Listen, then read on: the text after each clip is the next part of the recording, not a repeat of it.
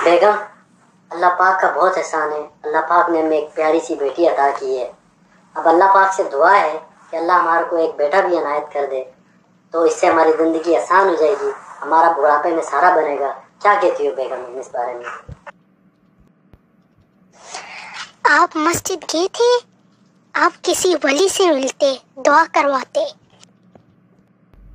बेगम, ये पैसों वाला गेम नहीं है। अल्लाह से दुआ करते हैं। मैं गया था, इमाम साहब से मैंने दुआ करवाई। उन्होंने कहा कि तुम बेगम को बोलो कि 40 रोज़े रखे और अल्लाह से दुआ करे, नफल पढ़े, और अल्लाह पाक इंशाल्लाह ज़रूर हमें। इंशाल्लाह मैं 40 रोज़े रखूंगी, अल्लाह पाक रहम करेंगे। 9 months later. बेटी, आपके बाबा कहाँ है? बाबा तो बाहर है। अच्छा, जाओ जाकर के आप अपने बाबा को बोलो अल्लाह ने आपको भाई दिया है। ओ माशाल्लाह, बाबा मुबारक हो, मेरा भाई हुआ है। माशाल्लाह।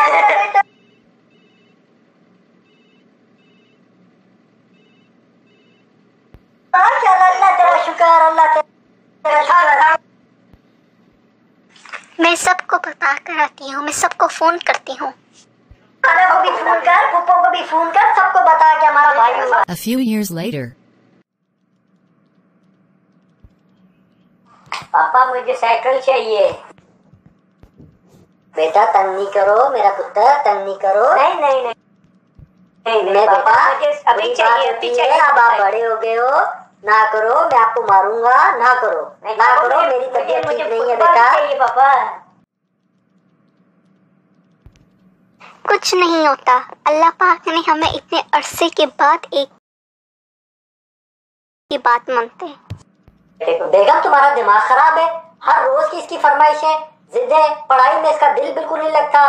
क्यों तुम्हें समझ में नहीं आता? तुम इसको खराब कर रही हो। क्यों तुम्हें समझ में नहीं आता? तुम इसको खराब कर रही हो। अगर आज इसको नसीहत नहीं करूंगा तो ये खराब हो जाएगा। मुझे टॉयज भी चाहिए। और अभी महीने का एंड चल रहा है और तुम्हें अभी इसको रिजल्ट देखो, इसकी पढ़ाई का रिजल्ट देखो। काम क्या करो ना, पैसे आ जाएंगे। मैं बहुत मारूंगा तुम्हें। आप जाओ यहाँ से, अपनी माँ के पास जाओ। तुम माँ का बेटा है। नहीं, मेरा बेटा, मैं मारूंगा। बाइक चाहिए मुझे पापा। पापा, खालिद के पास आईफोन है, मुझे भी अभी आईफोन चाहिए। बेटा, मैं बहुत मारूंगा तुम्हें। तुम्हारा रोज का मामला है। क्या हो रहा है? अभी चलो मेरे साथ।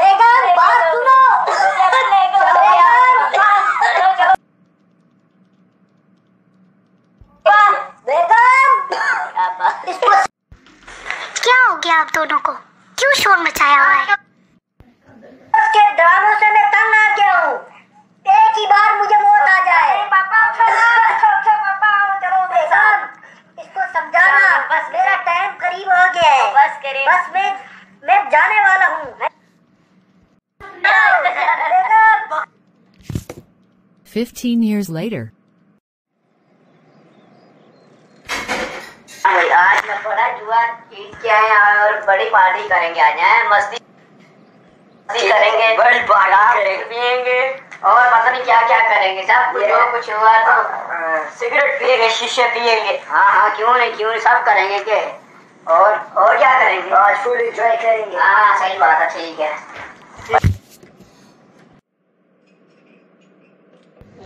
खूब चस्की है आज, है मजा आ गया है। चलो लगाओ पैक, लगाओ पैक, लगाओ पैक। आज तो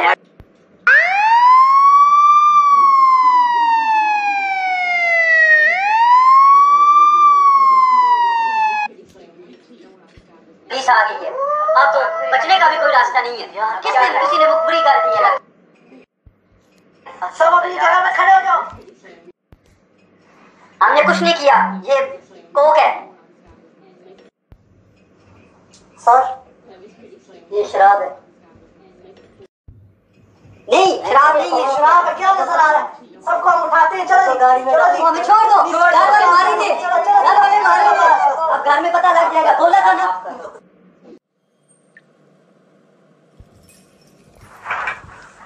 सर जी, बात सुने। बात तो सुनो सर जी। बड़े पैसे हैं हमारे पास ओए पैसे ले चुप घर में मत रहना। चुप चुप करके खड़े रहो। कुछ ले दे के मामला है जो ये दफा करे ना। ये अमीर है बहुत। ये मामला जो है ये बहुत आगे चला जा चुका है। आपके ऊपर अब रिपोर्ट कट के ये FIR दर्ज हो गई है। अब आप थोड़ी देर में आपको पता लग जाएगा। आपको कॉल आएगी नहीं, अभी आपको कॉल आएगी तो आपको चलेगी। पता चला आपको ये कहाँ से बिलोंग करते हैं? सर इनके ऊपर इनकी तफ्तीश की है, इनके ऊपर चोरी के भी केस आ रहे हैं। Few hours later. आप एक काम करें, जो अभी जो 4 लड़के अरेस्ट हुए हैं उनमें से 3 को छोड़ दें। उन तीनों की बेल हो गई है, उनके माँ बाप ने बेल करा लिया। उनमें से जो एक है उसको नहीं अभी छोड़ना, क्योंकि उसका अभी तक कोई अभी तक उसके घर से कोई नहीं आया उसकी बेल कराने के लिए। अस्सलाम वालेकुम। वालेकुम सलाम। क्या हाल है? जी जी, कैसी हैं बहन, ठीक हैं आप? जी ठीक ठाक। तेरे बेटे को पुलिस पकड़ के ले गई है और उसके दोस्तों को छोड़ दिया है। अच्छा बहन, परेशान ना हो आप, तो इंशाल्लाह मैं कोशिश पूरी करूँगा। मेरे बेटे की तरह है वो भी, तो शुक्रिया। इंशाल्लाह मैं जाऊँगा थाने में, बात करूँगा, जो भी रिपोर्ट है इंशाल्लाह मैं आपको बताऊँगा। कोशिश करूँगा मैं इंशाल्लाह उसे लेके आऊँ। आपका बहुत बहुत शुक्रिया।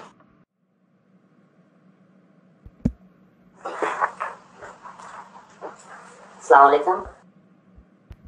वालेकुम सलाम जी। जी कैसे हैं, ठीक हैं? अल्हम्दुलिल्लाह। कैसे आना हुआ आपका? ये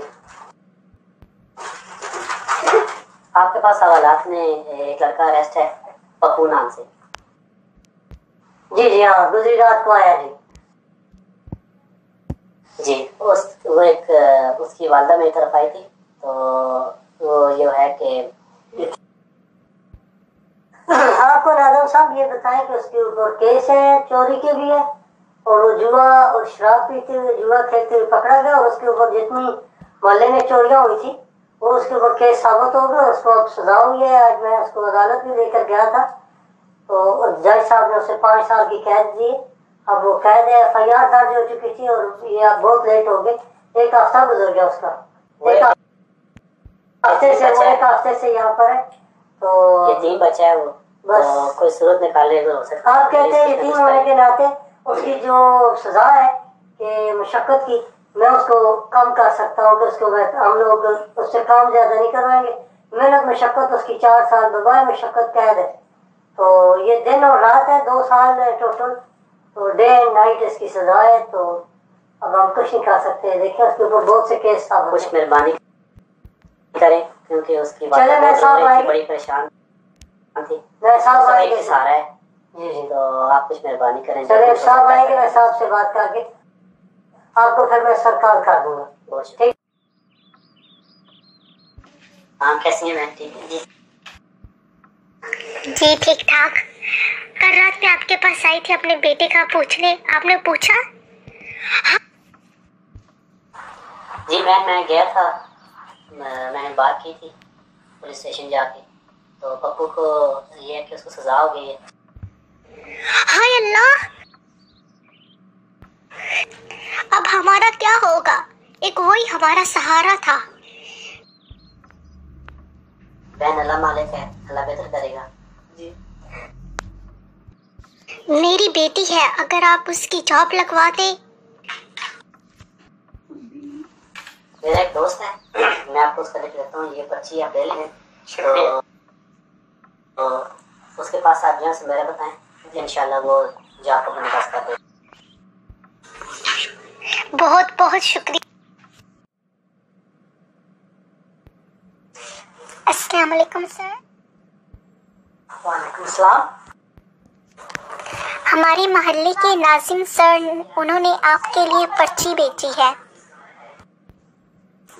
ओ अच्छा, उन्होंने आपको भेजा है जॉब के लिए। चलो ठीक है, आपको जॉब में ले लेते हैं। 1 मिनट में अपने लातो सेक्रेटरी को।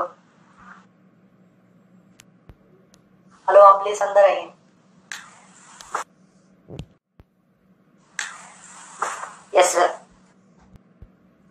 ये देखें, ये आज से कल से हमें ज्वाइन करेंगे, तो आप इनको सारा ऑफिस भी दिखा रहे हैं, सब कुछ क्या इनकी जो रिस्पॉन्सिबिलिटीज हैं, आप इनको प्लीज बाय ले दें और आप कल टाइम से आ जाना, ठीक है? जी जी, बहुत शुक्रिया। हेलो, आप अंदर आए। Yes sir. जो कल लड़की हायर की उसको आपने बता दी क्या रिस्पॉन्सिबिलिटीज और क्या काम करना उन्होंने? जी सर, मैंने उनको फुल ट्रेनिंग दे दी है। और आ गई है वो ऑफिस में? जी वो आ गई है, वो बाहर वेट कर रही है। अच्छा, आप उनको प्लीज उनको यहाँ पे उनको ट्रांसफर मेरे पास बिठाएं यहाँ पे, तो उनको मैं माशाल्लाह बहुत अच्छा काम कर रहे हैं इनके, मैंने सारा काम देखा आज। तो आप इनको कॉन्ट्रैक्ट दे दें और माशाल्लाह इनको पक्का परमानेंट ले लें इधर ऑफिस में, ठीक है? जी मैं कल को जल्दी लेटर बना के दे दें। जी मैं इनका कॉन्ट्रैक्ट सर आपका। ठीक है सर, काम खत्म हो गया, मैं घर जा रही हूँ। माशाल्लाह बहुत अच्छा काम कर रही हैं। तो कल आप, मेरी फाइल घर पे पड़ी हुई है, तो आप चले वहाँ पे, तो वहाँ पे काम हम करते हैं थोड़ा सा उधर, आप मुझे हेल्प चाहिए होगी, आप चले मेरे साथ घर, ठीक है? आप चलेंगे मेरे साथ? ठीक है सर, मैं चली जाऊंगी। आप उसके बाद मुझे घर छोड़ लेंगे? ठीक है, आ जाइए, आप गाड़ी में बैठने में। मैं अम्मी को फोन करके बता देती हूँ।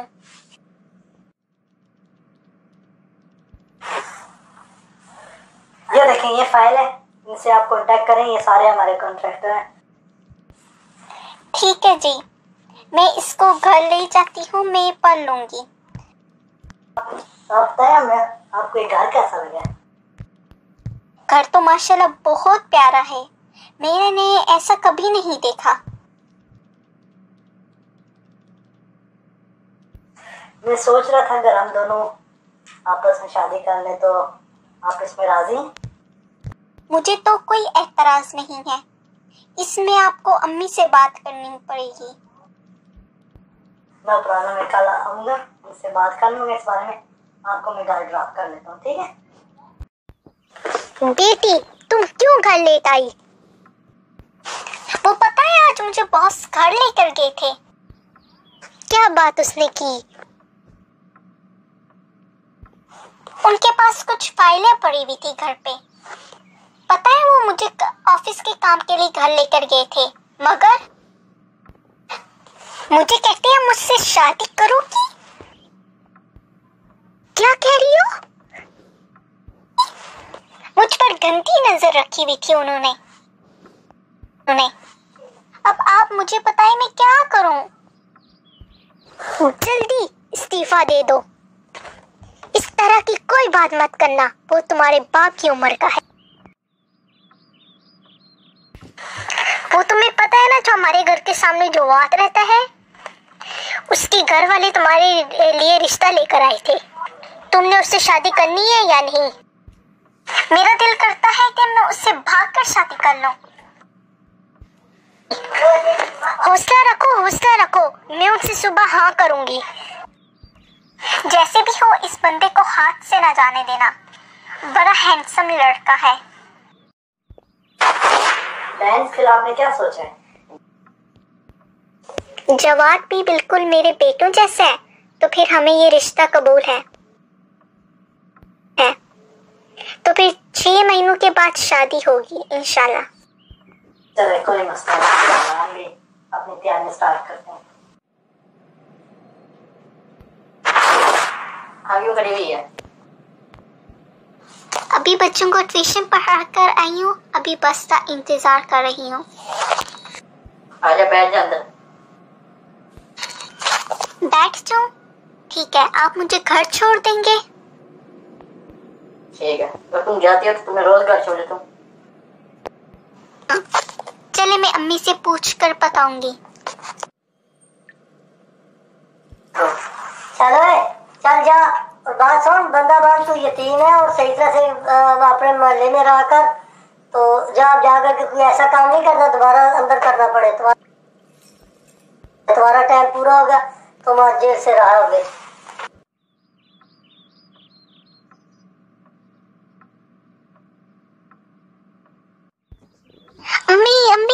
भाई आ गए 2 साल के बाद।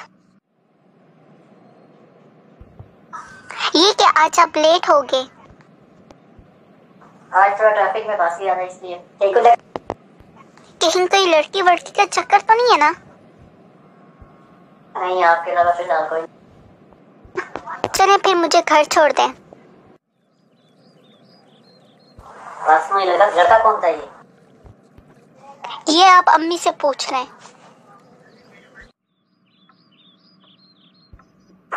माँ, ये लड़का कौन है? ये बहुत अच्छा लड़का है, ये तुम्हारी बैंक का मंगेतर है। कौन सा मंगेतर? मैं नहीं मानता कोई मंगेतर सिंगेतर। ये बहुत अच्छा लड़का है, इसकी बहुत अच्छी जॉब है। नहीं, इसका बंदोबस्त मैं करता हूँ। बेटा रुको रुको। ओए, तू कौन होता है मेरी बहन को लेके जाने वाला? वो मेरी मंगेतर है आपके घर में, उसकी मंगनी है क्या? तेरा बंदोबस्त मैं करता हूँ, बताता हूँ मुझे मंगनी क्या है।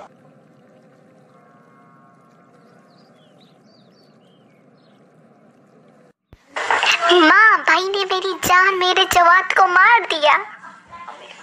अब मैं क्या करूं? क्या?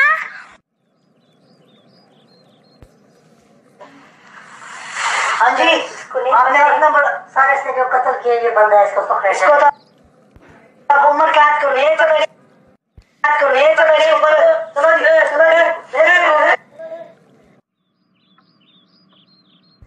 माँ, क्या हुआ आपको? आप उठो ना, उठो ना।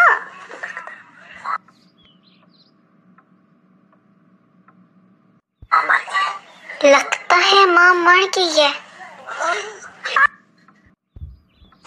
ओ माँ, अब मेरा कौन सहारा होगा? मेरा तो जान भी मर गई, माँ भी मर गई और भाई का उम्र कैद होगी। ओ, अब मेरा क्या होगा? The end. Let's get the moral.